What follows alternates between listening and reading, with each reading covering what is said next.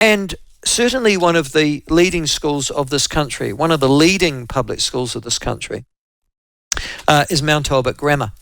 To give you an idea of how leading it is, it's got a roll of over 3,200, according to July of last year. So I don't know what its roll will be there, but a roll of over 3,200 boys. And the ethnicity of it's very interesting actually as well. I looked up the Education Count's website for Mount Albert Grammar School.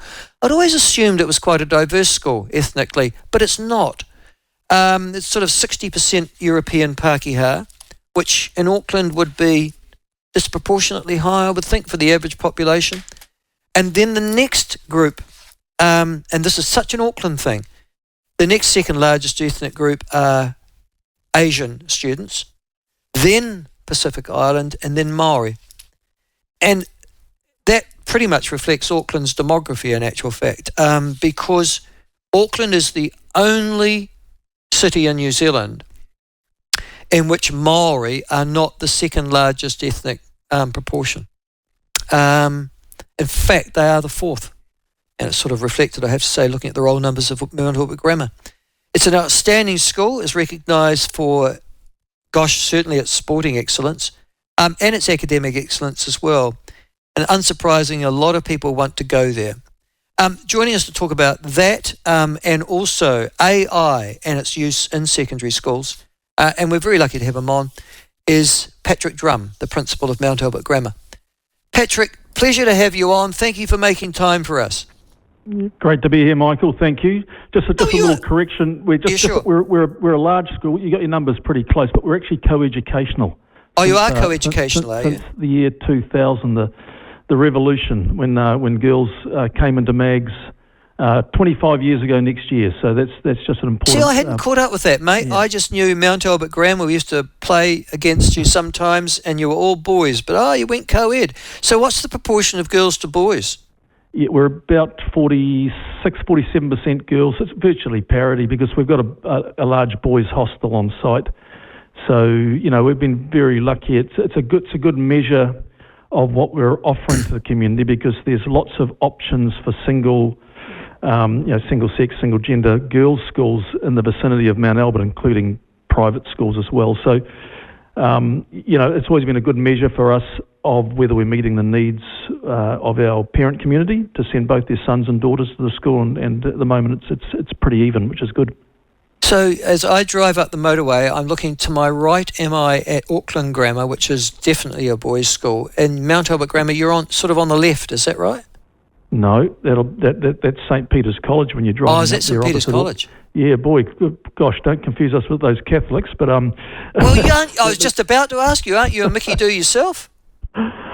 Oh, once upon a time, I am actually. I've actually taught at St. Peter's College. I was schooled there myself. So, look, this is probably reflective of this, how connected we are in Auckland around our schools and schooling, that we get a lot of movement between these schools. I think it's a real strength.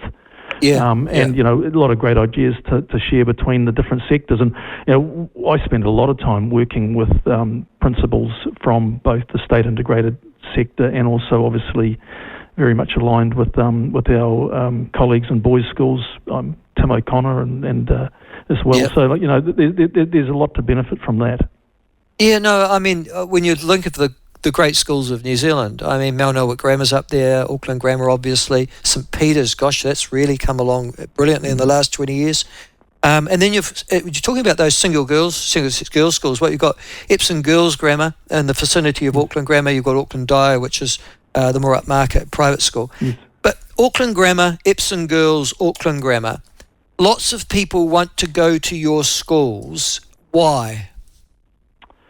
Well, there's like all of these things, there'll be a number of reasons, and a lot of them are certainly historical. We've had just huge growth in Auckland, haven't we? And I think, despite,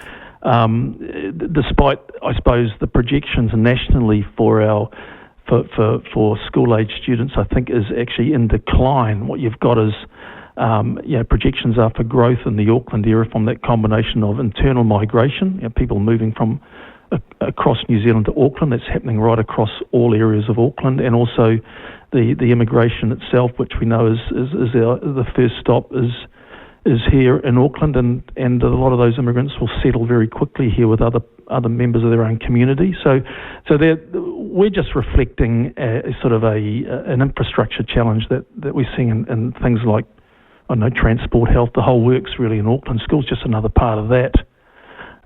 So we've got a lot of students. 3,200, that's a huge school. I mean, you know how big that is compared to other secondary schools in this country. Do you...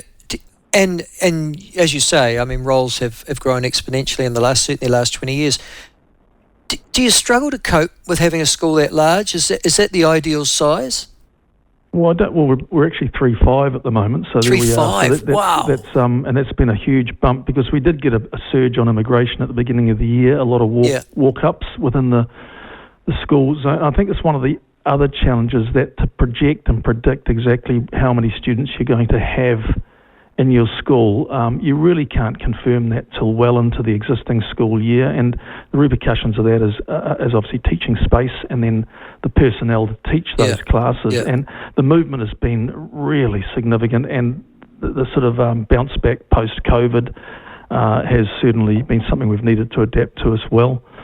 But look, I don't, I'd have to hand on heart. I mean, there's some huge advantages of a big school, but ideally, the question would be how big is too big? And there wouldn't be a day goes past where we don't discuss as a staff and some of the leadership in the school of how we, continually try to make our big school feel small for the students and families that are in it.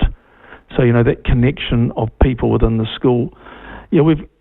The macro statistics are fantastic. We're getting high, across the board results in academic achievement, and we pick up enough sports trophies to fill the cabinet, regularly. But it's about the experience for the individual. If you've got individuals going home around the dinner table saying, I'm feeling lost, I'm not connected, I'm not getting looked after, then you're really failing as a school.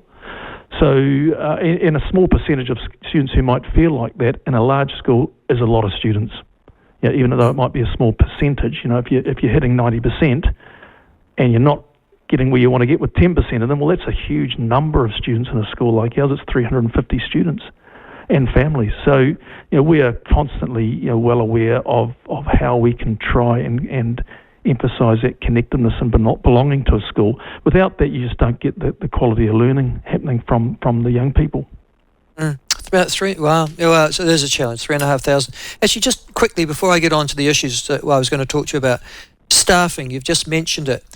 It's a problem in many schools in New Zealand finding adequate staff out there. I guess you wouldn't struggle as much, would you? Because A, you're a desirable school at the top end of the market, and 2, you're in Auckland. Or have I got that wrong?